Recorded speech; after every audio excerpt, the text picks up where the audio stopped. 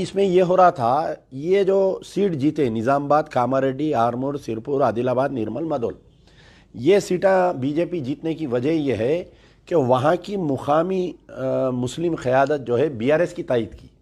अगर one way Congress को उड़ जाते, आप निकालिए निज़ामाबाद निकाल के देखिए, वहाँ पर भी मुस्लिम क़यादत बटी हुई थी। कुछ लोग मोहम्मद अली शबीर को, कुछ लोग जो है बिगला गणेश की तायद करे, उसमें मुस्लिम और डिवाइड हो गए, बीजेपी जीत गई। आप कामारेड्डी में देखिए, कामारेड्डी में हालांकि रेवंत रेड्डी केसीआर लड़े थे, तो कुछ उलमा मशाइखिन केसीआर की तायद कर रहे थे, कोई उलमा मशाइखिन रेवंत रेड्डी की तायद कर रहे थे, जिसकी वजह से बीजेपी जीत गई। आप आरमूर का भी देखिए, आरमूर में भी स्प्लिट ऑफ वोट हो वहाँ पर, मुस्लिम वोट।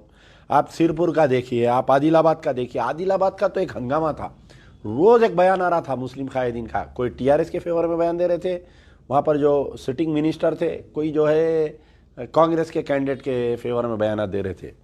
आप निर्मल का भी यही हाल था, आप मधोल का भी यही हाल था। तो इसकी वजह से ये हुआ कि बीजेपी जो है, जहाँ पर एक एमएलए था उनका, राजा सिंह खाली, ऐवान असेंबली में, बाद में इटला राजेंद्र आए थे, फिर बाद में जो है एक एमएलए बाई इलेक्शन में आया था, तो 3 की तादाद में आज वो लोग 8 हो गए। तो ये बीजेपी, मैं नहीं बोलना, अब लोग मुझे कंट्रोवर्सी में लाएंगे कि भाई आप ऐसा बोल रहे हैं कि स्प्लिट ऑफ मुस्लिम वोट होने से बीजेपी जीती, और उसकी राज जिम्मेदार कौन है वोट को स्प्लिट करने की? सबसे पहले असदुद्दीन ओवैसी। असदुद्दीन ओवैसी के मातहत जितने लोग उनकी जो सुन के बीआरएस की तायद किए।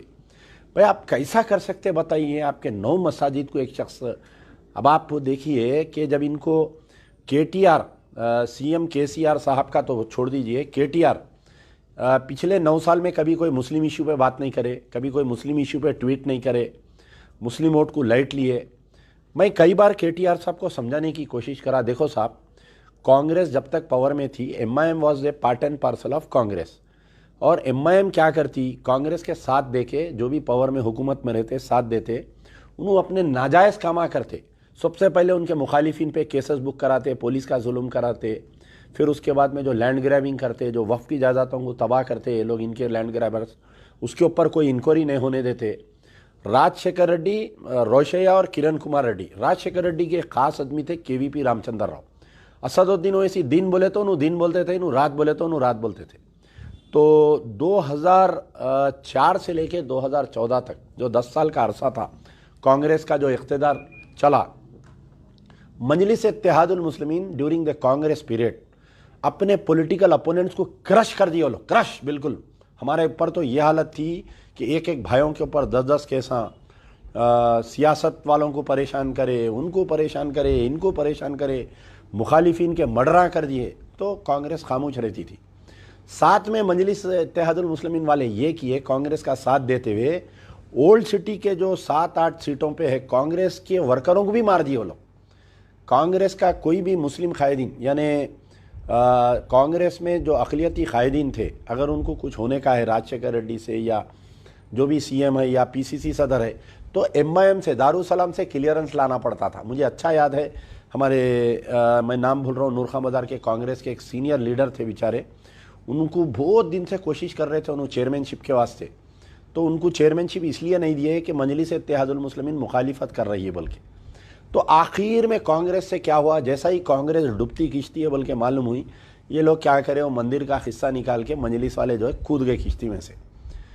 पूरा 2002 से लेके 2013 तक, जब तक तेलंगाना अलग हुआ, तेलंगाना की मुखालिफत करे।